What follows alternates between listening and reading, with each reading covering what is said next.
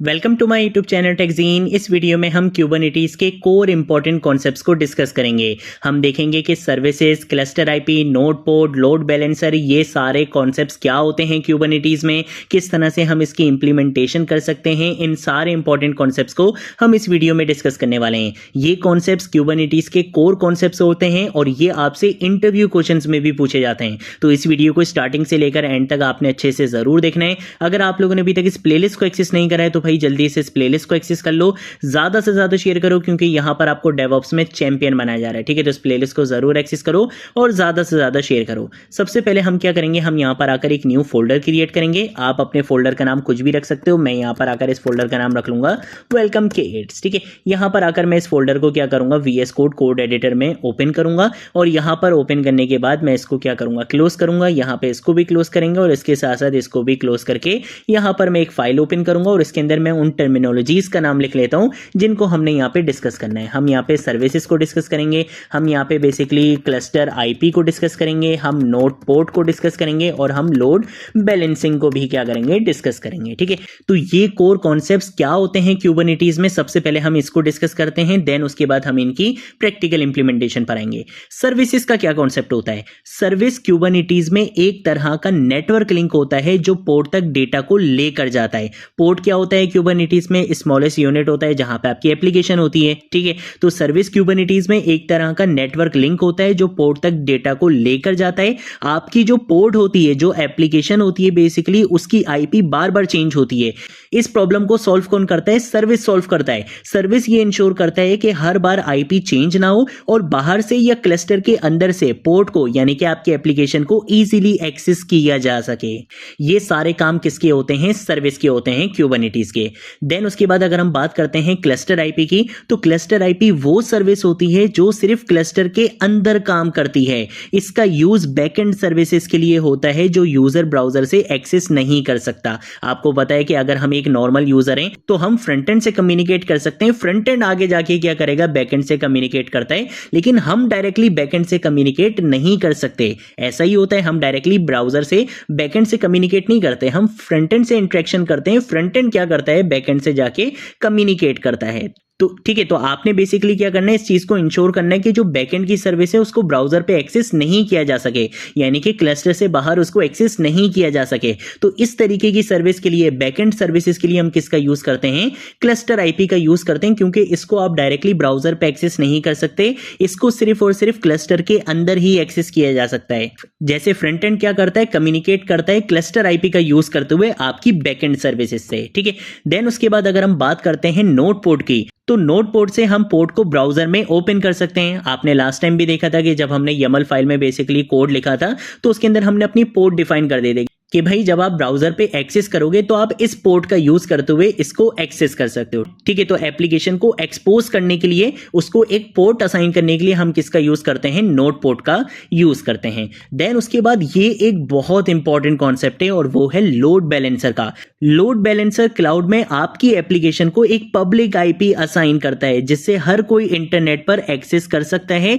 ये production level applications के लिए यूज होता है और ट्रैफिक को डिस्ट्रीब्यूट भी करता है। लोड बैलेंसर क्यूबरनेटीज का बहुत इंपॉर्टेंट कॉन्सेप्ट है। इसका यूज हम प्रोडक्शन लेवल पर करते हैं और ये आपसे इंटरव्यूज में पूछा जाता है कि लोड बैलेंसर क्यूबरनेटीज में क्या होता है। तो लोड बैलेंसर क्लाउड में एप्लीकेशन को पब्लिक आईपी असाइन करता है ताकि इंटरनेट से ग्लोबली उसको कोई भी एक्सेस कर सके। इसका यूज हम प्रोडक्शन लेवल एप्लीकेशंस में करते हैं और ट्रैफिक डिस्ट्रीब्यूट करने के लिए हम लोड बैलेंसर का यूज करते हैं। ठीक है, इसको आप किसके साथ यूज करते हो? इसको आप बेसिकली क्लाउड प्लेटफॉर्म्स के साथ यूज करते हो, AWS के साथ यूज करते हो, गूगल क्लाउड प्लेटफॉर्म के साथ यूज करते हो, Azure के साथ यूज करते हो। और अगर आप अभी इन क्लाउड प्लेटफॉर्म्स पे काम नहीं करना चाहते, आप अगर अभी सिर्फ इस चीज को सीखना चाहते हो, टेस्ट करना चाहते हो, तो उसके लिए हम मिनीक्यूब टनल का भी यूज करते हैं। ठीक है, तो ये बेसिकली क्या होता है, लोड बैलेंसर का कॉन्सेप्ट होता है। अब हम क्या करेंगे, प्रैक्टिकल इंप्लीमेंटेशन पर आएंगे। मैं इसको यहां से हटा देता हूं। हम क्या करेंगे, यहां पर आकर सबसे पहले तो एक फाइल क्रिएट करेंगे और वो फाइल हमारी होगी पोर्ट की फाइल। ठीक है, तो पोर्ट YAML की हमने यहाँ पे फाइल क्रिएट कर ली।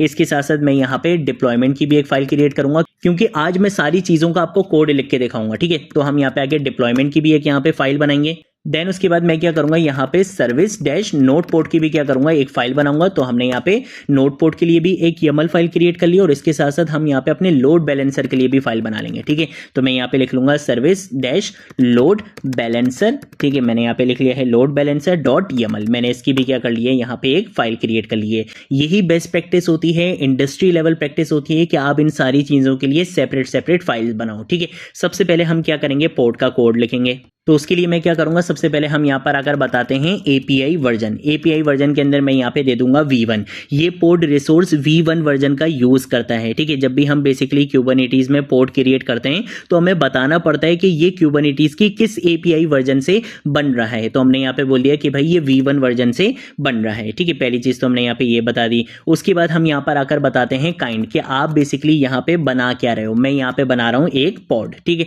तो मैंने यहाँ पे बता दिया कि हम क्या कर रहे हैं, पोर्ट को बेसिकली क्रिएट कर रहे हैं। ठीक है, देन उसके बाद हम यहाँ पे आके यूज करेंगे मेटा डेटा का। मैंने यहाँ पे मेटा डेटा यूज करना है जिसके अंदर मैं नेम लेबल्स वगैरह चीजें बताऊंगा।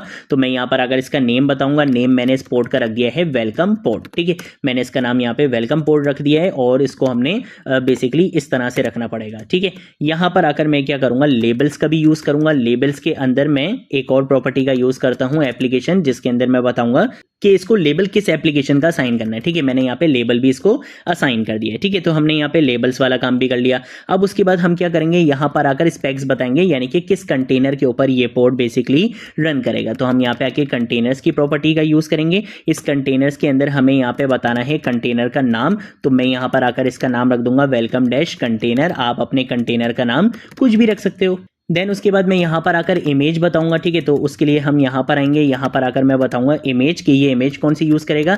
ये बेसिकली किक बेस इमेज का यूज करेगा, जो कि आपके पास क्या होता है, एक वेब ब्राउजर इमेज होती है। ठीक है, तो हम यहाँ पे बोलेंगे इको डैश सर्वर और उसके बाद हम यहाँ पे इसका वर्जन बता देंगे 1.0। ठीक है, ये चीज भी बता दी। उसके बाद हम यहाँ पे पोर्ट्स की प्रॉपर्टी का यूज करेंगे और हम यहाँ पे क्या बताएंगे, कंटेनर की पोर्ट बताएंगे। तो हम यहाँ पे आके लिखेंगे कंटेनर पोर्ट।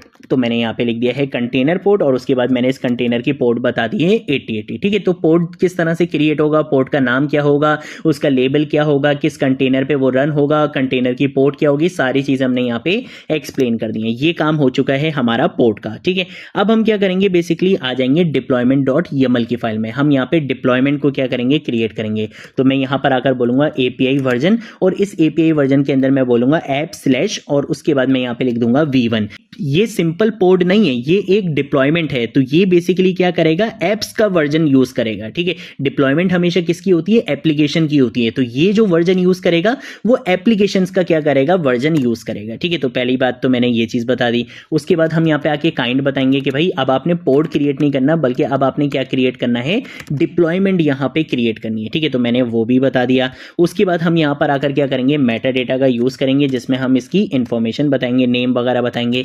तो मैंने यहाँ पे इसका नेम बताना है let suppose welcome dash deployment. ठीक है, आप अपनी डिप्लॉयमेंट का नाम कुछ भी रख सकते हो, बस मेक श्योर कि ये लोअर केस में होना चाहिए, अपर केस में नहीं होना चाहिए। अरे यार ये ऑटो करेक्ट हो जाता है, मैं इसको एक बार इस तरह से कर लेता हूँ। ठीक है, यहाँ पर अगर हम क्या करेंगे, लेबल्स का यूज करेंगे और इस लेबल्स के अंदर मैं यहाँ पर अगर बताऊंगा एप्लीकेशन के इसको लेबल क्या असाइन करना है, लेबल मैंने इसको असाइन कर दिया है वेलकम। ठीक है, ये वेलकम बेसिकली आपके पोर्ट से मैच होना चाहिए। ठीक है, जो लेबल यहाँ था वही लेबल ये रहना चाहिए, क्योंकि ये डिप्लॉयमेंट बेसिकली किस पोर्ट की है, इसी पोर्ट की है। ठीक है, तो ये चीज आपने मेक श्योर कर लेनी है। ठीक है, यहाँ पे हमने लेबल्स का काम भी कर लिया। अब हम क्या करेंगे, बेसिकली स्पेक का काम करेंगे। तो मैं यहाँ पर आकर लिखूंगा स्पेक, और मैंने यहाँ स्पेक्स तो नहीं लिख दिया, स्पेक्स नहीं आता, यहाँ पे सिर्फ स्पेक आएगा। ठीक है, इसको मैं वापस सेव करता हूँ। यहाँ पर आते हैं deployment.yaml पे। अब स्पेक के अंदर हम क्या बताएंगे, बेसिकली यहाँ पे बताएंगे रेप्लिकास का। ठीक है, तो मैंने यहाँ पर आकर लिखा है रेप्लिकास, और रेप्लिकास मैंने दे दिया 2। रेप्लिकास 2 का क्या मतलब है कि आपने डिप्लॉयमेंट के अंदर कितने पोर्ट्स चलाने। अगर आपने अपनी डिप्लॉयमेंट के अंदर 5 पोर्ट्स चलाने तो आप यहाँ पे रेप्लिकास के अंदर क्या लिख दोगे, 5 लिख दोगे। अगर आपने डिप्लॉयमेंट के अंदर 3 पोर्ट्स चलाने तो आप यहाँ पे क्या लिख दोगे, 3 लिख दोगे। तो कितने पोर्ट्स आपने रन करने हैं अपनी डिप्लॉयमेंट के अंदर, वो चीज भी हम यहाँ पे कोड का यूज करते हुए मेंटेन कर रहे हैं। ठीक है, तो मैंने बोल दिया कि इस डिप्लॉयमेंट को दो पोर्ट्स के साथ क्या करना है, आपने रन करना है। ठीक है, ये चीज़ भी हमने यहाँ पे बता दी। इसके साथ साथ हम यहाँ पे आके क्या यूज़ करेंगे, सिलेक्टर का यूज़ करेंगे। हम सिलेक्टर का यूज़ करते हुए इसको क्या दे देंगे, लेबल्स देंगे। ठीक है, तो मैं यहाँ पे मैच लेबल्स का क्या करूँगा, यूज़ करूँगा। और मैच लेबल्स के अंदर मैं बताऊँगा कि भाई इसके मैच लेबल्स क्या रहेंगे। तो हम यहाँ पे एप्लीकेशन का यूज़ करेंगे और यहाँ पर आकर मैं इसका लेबल दे दूंगा वेलकम। ठीक है, कि दोनों जो बेसिकली पोर्ट क्रिएट होंगे उनके ऊपर लेबल कौन सा आ जाएगा, वेलकम का लेबल आ जाएगा, जो कि हमारे पोर्ट का ही लेबल था। ठीक है, तो हमने उन दोनों बेसिकली पोर्ट्स को क्या कर दिया है, लेबल भी असाइन कर दिया, ताकि अगर मुझे कमांड्स का यूज करते हुए उन पोर्ट्स को गेट करना हो तो मैं यहाँ पे सिलेक्टर का यूज करते हुए, इस लेबल का यूज करते हुए बेसिकली उनको सिलेक्ट कर सकूं। ठीक है, तो मैंने यहाँ पे मैच लेबल्स का भी यूज कर लिया है। अब हम क्या करेंगे, हम यहाँ पर आकर टेम्पलेट का यूज करेंगे। यहाँ पर आकर मैं लिखूंगा टेम्पलेट और इस टेम्पलेट के अंदर क्या काम करना है वो हम यहाँ पे बताएंगे। हम यहाँ पे आके मेटा डेटा का यूज करेंगे। इस मेटा डेटा के अंदर हम यहाँ पे लेबल्स का यूज करेंगे और इस लेबल्स के अंदर हम यहाँ पे ऐप बता देंगे, यानी कि इसका लेबल बता देंगे वेलकम। अब ये टेम्पलेट क्यों यूज करते हैं, अगर कोई पोर्ट आपका क्रैश हो गया तो नया पोर्ट इस टेम्पलेट के हिसाब से बनेगा जिसका लेबल ऐप वेलकम होगा। ये चीज हम यहाँ पे टेम्पलेट के अंदर बताते हैं। ये चीज इसलिए यूज करना जरूरी होती है कि समटाइम्स ऐसा होता है कि आपका कोई पोर्ट क्रैश हो जाए। जैसे लेट सपोज आपने बताया कि मेरी डिप्लॉयमेंट के अंदर यहाँ पे कितने पोर्ट्स रन होंगे, 2 पोर्ट्स रन होंगे। अब लेट सपोज आपका जो एक पोर्ट है वो क्या हो चुका है, क्रैश हो चुका है। तो अब जो एक पोर्ट आपने यहाँ पे बनाना है इस चीज को मेंटेन करने के लिए, वो टेम्पलेट का यूज करते हुए क्या करता है, आपके उस पोर्ट को ऑटोमेटिकली क्रिएट कर देता है। ठीक है, तो इस वजह से हम क्या करते हैं, टेम्पलेट का यूज करते हैं। देन उसके बाद हमें इस टेम्पलेट का भी क्या बताना पड़ेगा, स्पेक्स बतानी पड़ेंगी। तो हम यहाँ पे स्पेक का यूज़ करेंगे और इस स्पेक के अंदर हम यहाँ पर आकर क्या बताएंगे, कंटेनर्स का बताएंगे। हमने यहाँ पे कंटेनर्स का यूज़ करना है। इस कंटेनर के अंदर का नाम क्या रहेगा वो हम बता देते हैं। हमने यहाँ पे रख दिया वेलकम डैश कंटेनर, कि ये इसी कंटेनर में क्या होगा, रन होगा। ठीक है, देन उसके बाद हमें यहाँ पे इमेज बतानी है, तो हम यहाँ पे इमेज का यूज़ करेंगे। इमेज आपकी एग्जैक्ट वही आएगी, किक बेस की इमेज आप यहाँ पे यूज़ करोगे। हम यहाँ पे लिखेंगे इको डैश सर्वर का हम यहाँ पे यूज़ करेंगे और यहाँ पे बेसिकली क्या आ जाएगा, आपका 1.0 आ जाएगा। ठीक है, यानी कि 1.0 आ जाएगा। देन उसके बाद हमें यहाँ पे पोर्ट्स बतानी होती हैं, तो हम यहाँ पे पोर्ट्स का यूज़ करेंगे। पोर्ट्स के अंदर हम यहाँ पे आके क्या लिखेंगे, कंटेनर पोर्ट का यूज़ करेंगे और इस कंटेनर की पोर्ट हम बता देंगे 8080। ठीक है, तो हर पोर्ट के अंदर ये कंटेनर चलेगा जो इको सर्वर इमेज यूज़ करता होगा और 8080 पोर्ट पे रन होगा। ठीक है, तो ये सारी चीज़ें हमने यहाँ पे डिप्लॉयमेंट के अंदर बता दी हैं। कंट्रोल एस से क्या कर लेंगे, सेव कर लेंगे। अब हम आ जाएंगे नोट पोर्ट के ऊपर। नोट पोर्ट पे आगे सबसे पहले हम क्या करेंगे, एपीआई वर्जन का यूज़ करेंगे। एपीआई वर्जन मैंने बता दिया कि ये V1 क्या करेगा, यूज़ करेगा। काइंड क्या है, ये बेसिकली नोट पोर्ट क्या होती है, एक सर्विस होती है। ठीक है, क्योंकि ये क्या करता है, आपकी एप्लीकेशन को एक पोर्ट असाइन करता है, एक पोर्ट एक्सपोज करके देता है ताकि आप उस पोर्ट का यूज़ कर सको। ठीक है, तो हमने यहाँ पे काइंड बता दिया कि भाई काइंड क्या है, ये एक सर्विस है। देन उसके बाद हम यहाँ पे मेटा डेटा का यूज़ करेंगे। मेटा डेटा के अंदर हम यहाँ पर आएंगे, यहाँ पर आकर हम नेम का यूज़ करते हैं। नेम मैंने इसको यहाँ पे दे दिया है वेलकम डैश सर्विस की, यहाँ पे मैंने इसको नेम दे दिया है। ठीक है, यहाँ पर इसका एस हम यहाँ पे क्या करेंगे, स्मॉल करेंगे और उसके बाद हम यहाँ पर आ जाएंगे नेक्स्ट लाइन में। यहाँ पर आकर हम क्या करेंगे, इसका स्पेक बताएंगे। तो मैं यहाँ पर आऊँगा, यहाँ पे आके मैं लिखूंगा स्पेक और इस स्पेक के अंदर हमने क्या बताना है, हमने यहाँ पे बताना है टाइप, कि बेसिकली इसकी टाइप क्या रहेगी। इसकी टाइप होती है नोट पोर्ट। ठीक है, नोट पोर्ट सर्विस की टाइप हमेशा क्या रहती है, नोट पोर्ट रहती है, जिसका मतलब होता है ब्राउजर से डायरेक्टली आप इसको क्या कर सकते हो, इस पोर्ट को बेसिकली एक्सेस कर सकते हो। ठीक है, ये करने के बाद अब आपने क्या करना है, इसको एक सिलेक्टर यानी कि इसको एक लेबल असाइन करना है। तो हम यहाँ पे सिलेक्टर का यूज करेंगे और हम यहाँ पे आके इसको लेबल बता देंगे कि तुम्हारा लेबल क्या रहेगा, वेलकम रहेगा। ठीक है, तो इससे क्या होगा, ये सर्विस बेसिकली उन पोर्ट से कनेक्ट होगी जिनका लेबल क्या होगा, वेलकम होगा। अगर हम यहाँ पर आते हैं अपने पोर्ट पे तो हमने इनका लेबल क्या दिया था, वेलकम दिया था। तो ये जो बेसिकली नोट पोर्ट सर्विस है ये किससे कनेक्ट हो सकती है, पोर्ट से कनेक्ट हो सकती है, डिप्लॉयमेंट से कनेक्ट हो सकती है।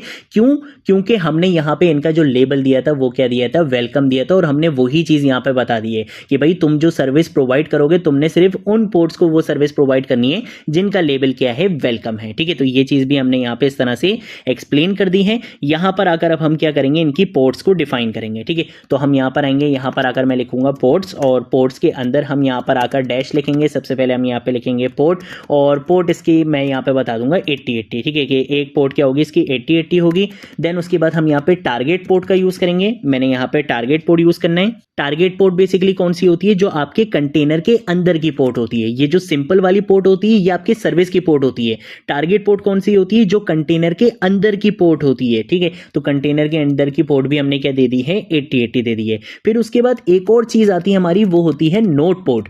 सबसे पहले हमने पोर्ट को डिस्कस करा, पोर्ट क्या था, सर्विस लेवल की पोर्ट थी। फिर उसके बाद हमने टारगेट पोर्ट को डिस्कस करा, जो क्या होती है, कंटेनर के अंदर की पोर्ट होती है। नोड पोर्ट एक्सटर्नल ब्राउजर के लिए जो पोर्ट होती है वो क्या होती है, नोड पोर्ट होती है। तो मैंने यहाँ पे नोड पोर्ट क्या दे दिया, 30080 कि भाई अगर आपने ब्राउजर पे एक्सेस करना है तो वो आपको इस पोर्ट पर मिलेगा, इन पोर्ट्स पर आपको नहीं मिलेगा, ठीक है। तो नोड पोर्ट क्या होती है, वो ब्राउजर वाली पोर्ट होती है, ठीक है। तो ये काम भी हमने यहाँ पे कर लिया, नोड पोर्ट का काम भी हम यहाँ पे कर चुके हैं। अब हम आएंगे लोड बैलेंसर पे। लोड बैलेंसर पर आकर सबसे पहले एपीआई वर्जन बताऊंगा मैं यहाँ पे V1। उसके बाद हमने यहाँ पे काइंड बताना है। ऑब्वियसली आपकी ये जो लोड बैलेंसर होती है ये भी क्या होती है, काइंड ऑफ सर्विस होती है। अब इसका मेटा डेटा डिफाइन कर लेते हैं। इसके मेटा डेटा के अंदर क्या चीजें आएंगी, इसके मेटा डेटा के अंदर सबसे पहले आपने इसका बताना होगा नेम, ठीक है। तो हम इसका नेम यहाँ पे लेट सपोज दे देते हैं वेलकम डैश और LB दे देते हैं, ठीक है। वेलकम डैश LB दे देते हैं इसका नेम। और इसके साथ साथ हम यहाँ पे अब इसकी क्या बताएंगे, स्पेक बताएंगे। तो स्पेक के अंदर हम सबसे पहली चीज बताएंगे टाइप, कि ये किस टाइप की सर्विस है। तो मैं यहाँ पर आगे लिख दूंगा लोड बैलेंसर, ठीक है, कि ये बेसिकली लोड बैलेंसर टाइप की सर्विस है। इसके साथ साथ हमें इसका क्या देना है, सिलेक्टर बताना पड़ेगा। तो हम यहाँ पे इसका सिलेक्टर बताएंगे। सिलेक्टर के अंदर हमें बताना है वो टैग क्या बताऊंगा मैं, वेलकम टैग बताऊंगा। ये लोड बैलेंसर एक ऐसी सर्विस है जो पोर्ट्स को इंटरनेट से ग्लोबली एक्सेसिबल बनाएगी, ठीक है। लेकिन किन पोर्ट्स को बनाएगी, जिनका लेबल क्या होगा, वेलकम होगा, ठीक है। तो ये चीज भी हमने यहाँ पे बता दी। अब इसके साथ साथ हमें यहाँ पे क्या बतानी होती हैं, इसकी पोर्ट्स बतानी होती हैं। तो हम यहाँ पे पोर्ट्स का यूज करेंगे। इस पोर्ट्स के अंदर हमें यहाँ पे पहली पोर्ट यहाँ पे डिफाइन करनी है। तो हम यहाँ पर आकर पोर्ट बता देंगे इसकी 80, ठीक है। कि आपने अगर ग्लोबली इसको एक्सेस करना है, क्लाउड प्लेटफॉर्म्स पे एक्सेस करना है, तो आप 80 पोर्ट का यूज करते हुए इसको एक्सेस कर सकते हो। और पोर्ट के अंदर ये किस पोर्ट पे चलेगी वो भी हम यहाँ पे बता देते हैं। तो उसके लिए हम यहाँ पे लिख लेंगे टारगेट पोर्ट, ठीक है। तो मैं यहाँ पर आगे लिखूंगा टारगेट पोर्ट, और टारगेट पोर्ट मैंने दे दिया है 8080। ब्राउजर पे आप इसको किस पोर्ट से एक्सेस कर सकते हो, 80 से एक्सेस कर सकते हो। और पोर्ट में ये किस पोर्ट पे रन हो रही होगी, बेसिकली 8080 पोर्ट पे रन हो रही होगी, ठीक है। तो ये सारी चीजें हमने यहाँ पे एक्सप्लेन कर दी हैं। कंट्रोल S से क्या करूंगा, सेव करूंगा। हम यहाँ पर आकर क्या करेंगे, अपना टर्मिनल ओपन करेंगे। और टर्मिनल ओपन करने के बाद अब हमने क्या करनी है, कमांड्स का यहाँ पे सारा गेम खेलना है, ठीक है। सबसे पहला काम तो ये करना है कि मुझे यहाँ पे अपना डॉकर डेस्कटॉप यहाँ पे रन करना पड़ेगा, ताकि मैं क्यूबरनेटिस को इजीली यहाँ पे क्या कर सकूँ, रन कर सकूँ, ठीक है। तो हम यहाँ पे डॉकर डेस्कटॉप को क्या करेंगे, रन करेंगे। डॉकर इंजन हमारा क्या आ जाएगा, रनिंग स्टेट में आएगा, ठीक है। यहाँ पे देख सकते हो इंजन स्टार्टिंग लिखा हुआ आ रहा है, ठीक है। जैसे ही आपका इंजन यहाँ पे रनिंग में आएगा, आप देखोगे मिनी क्यूब का कंटेनर अभी स्टॉप हुआ है, ठीक है। तो हम यहाँ पे VS कोड में आएंगे। इसको मैं थोड़ा सा यहाँ पे जूम कर लेता हूँ। यहाँ पर अगर हम सबसे पहले लिखेंगे मिनी क्यूब, और उसके बाद मैं यहाँ पे लिखूंगा स्टार्ट डबल डैश ड्राइवर, और ड्राइवर हमारा कौन सा है, बेसिकली डॉकर है, ठीक है। तो हम यहाँ पे इस कमांड को क्या करेंगे, रन करेंगे, जिससे क्या होगा, मिनी क्यूब सर्विस स्टार्ट हो जाएगी। और उसके बाद हम क्यूबरनेटिस की कमांड को रन कर सकते हैं, ठीक है। तो मिनी क्यूब सर्विस क्या हो चुकी है, यहाँ पे स्टार्ट हो चुकी है। मैं इसको यहाँ पे क्लीन करूंगा।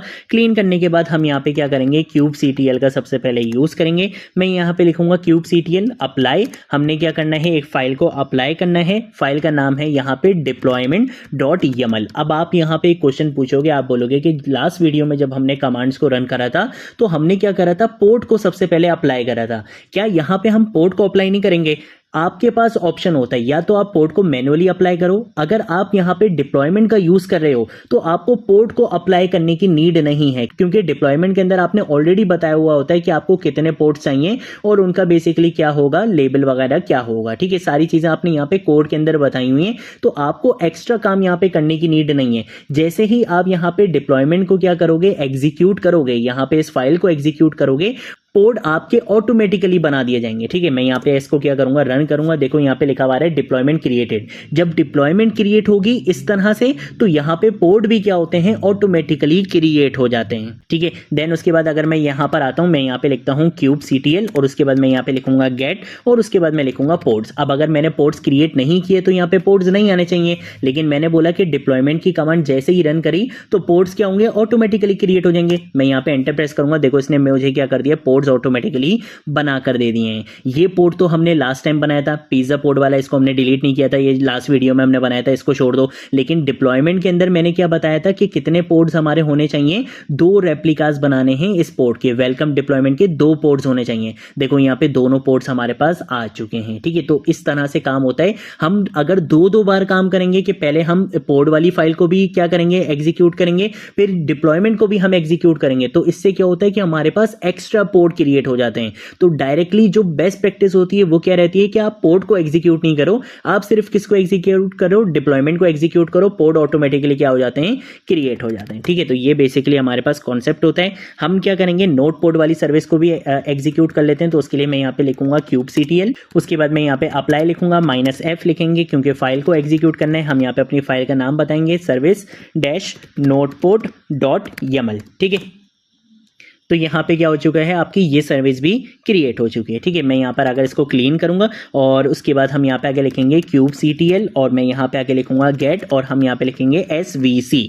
ये बेसिकली चेक करता है कि आपकी सर्विस क्रिएट हुई है या नहीं हुई। तो अब आप यहाँ पे देख सकते हो कि वेलकम सर्विस हमारी यहाँ पे क्रिएट हो चुकी है, ठीक है। वही एग्जैक्टली IPs आ रही हैं जो IPs हमने इस कोड के अंदर बताई थी। ये होता है इंफ्रास्ट्रक्चर एज कोड, कि आप अपना इंफ्रास्ट्रक्चर सारा कोड की हेल्प से क्या कर रहे हो, मेंटेन कर रहे हो। हमने जो कोड लिखा था, हम अपनी कमांड एग्जीक्यूट कर रहे हैं, वो इंफ्रास्ट्रक्चर हमारा यहां पर बनता जा रहा है। देन उसके बाद मैं एक और काम ये करता हूं कि मैं यहां पर आकर एक और कमांड रन करता हूं और वो कमांड होगी मिनीक्यूब। मैंने यहां लिखा मिनीक्यूब, उसके बाद मैं लिखूंगा सर्विस और सर्विस के बाद मैं अपनी सर्विस का नाम बताऊंगा। मेरी सर्विस का क्या नाम था, वेलकम डैश सर्विस। तो मैं यहाँ पे सर्विस का नाम यहाँ पे लिखूंगा, एंटर प्रेस करूंगा। ये क्या करता है, ब्राउजर में आपकी सर्विस को ओपन करके दे देगा। हमने क्या बोला था कि भाई हमारे पास ब्राउजर में क्या हो जानी चाहिए, सर्विस ओपन हो जानी चाहिए। देखो हमारे पास ब्राउजर में सर्विस हमारी ओपन भी हो रही है, एग्जैक्टली सारी चीजें यहां पर बिल्कुल करेक्ट आ रही हैं, ठीक है। तो इस तरह से बेसिकली हम क्या कर सकते हैं, अपनी उस सर्विस को ब्राउजर पर एक्सेस भी कर सकते हैं। हमने सिंपल एक कमांड यहां पे रन करी, देखो हमारी जो बेसिकली सर्विस थी वो कहां पे रन कर दी गई,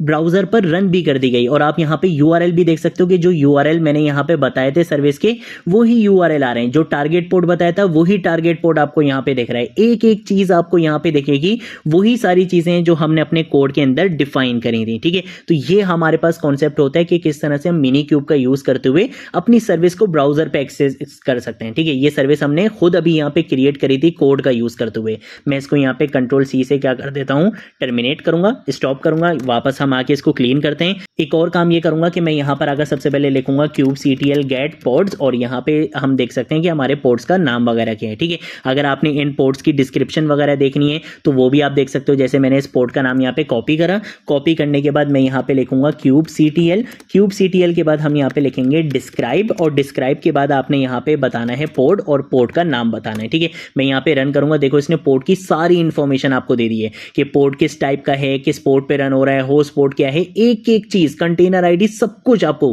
कंप्लीट आपकी डिटेल्स आपको यहां पे पता चल जाएंगी आपकी पोर्ट की, ठीक है। तो इस तरीके से आपको ये कमांड्स हल्के हल्के करके खुद याद हो जाएंगी जब आगे जाके हम रियल लाइफ एग्जांपल्स पर आएंगे। अभी तो हम सिर्फ कॉन्सेप्ट्स कवर कर रहे हैं, जब हम रियल लाइफ एग्जांपल्स पर आएंगे तब आपके ये सारे कॉन्सेप्ट्स और अच्छे से क्लियर होंगे। देन उसके बाद एक और इंपॉर्टेंट चीज, अगर आपने क्या करना है, अपनी डिप्लॉयमेंट को डिलीट करना है, अपनी सर्विस को डिलीट करना है, तो वो आप कैसे करोगे, हम यहाँ पे आके लिखेंगे kubectl के बाद मैं यहाँ पे आके लिखूंगा डिलीट और मैं यहाँ लिखूंगा -f, ठीक है। हम यहाँ पे आके बताएंगे कि भाई आपने किसको डिलीट करना है। मैं यहाँ पे बोलूंगा डिप्लॉयमेंट.yaml। आपने इस क्या करना है, इस डिप्लॉयमेंट को डिलीट करना है। ये डिप्लॉयमेंट हमारी डिलीट हो चुकी है। इसके साथ साथ मैं यहाँ पर आकर एक और चीज बताऊंगा कि आपने क्या करना है, सर्विस को भी डिलीट करना है। तो मैं यहाँ लिखूंगा service-noteport, कि आप क्या करो, इस सर्विस नोटपोर्ट को भी क्या करो, डिलीट करो, इस YAML सर्विस को क्या कर दो, आप डिलीट कर दो, ठीक है। तो ये डिप्लॉयमेंट भी आपकी यहाँ पे क्या हो चुकी है, डिलीट हो चुकी है, ठीक है। तो ये हमारे पास कॉन्सेप्ट होता है कि किस तरह से हम इनके ऊपर काम कर सकते हैं। जहां तक बात है लोड बैलेंसर की, तो लोड बैलेंसर का आपको मैंने एक छोटा सा कॉन्सेप्ट दे दिया है, लेकिन अभी जब हम क्यूबरनेटिस की इंप्लीमेंटेशन करेंगे AWS के साथ, वहां पर आपको लोड बैलेंसर का कॉन्सेप्ट बहुत अच्छे से क्लियर होगा। यहां पर आपको मैंने एक बेसिक आइडिया दे दिया है कि लोड बैलेंसर क्या होता है, क्यों हमें यूज करना चाहिए, ये कॉन्सेप्ट आपको मिल चुका है। बट आगे आने वाली वीडियोस में जब हम क्यूबरनेटिस और AWS की इंटीग्रेशन करेंगे वहां पर लोड बैलेंसर के ऊपर मैं एक सेपरेट वीडियो लेकर आऊंगा जिसमें हम लोड बैलेंसर को बहुत अच्छे से डिस्कस करेंगे। ठीक है, तो ये थी हमारी आज की वीडियो जिसमें हमने सर्विस नोड पोर्ट को डिस्कस करा, लोड बैलेंसर को डिस्कस करा, क्लस्टर आईपी को हमने देखा, सर्विसेज को हमने देखा और ये सारी चीजें हमने कोड का यूज करते हुए इंप्लीमेंट की हैं। अगर कोई चीज नहीं समझ आए नीचे कमेंट सेक्शन में पूछ लेना, सोशल मीडिया अकाउंट्स पे पूछ लेना, मैं जरूर आप लोगों को रिस्पॉन्ड करूंगा। अब हम मिलेंगे नेक्स्ट वीडियो में नेक्स्ट टॉपिक के साथ, तब तक के लिए बाय बाय।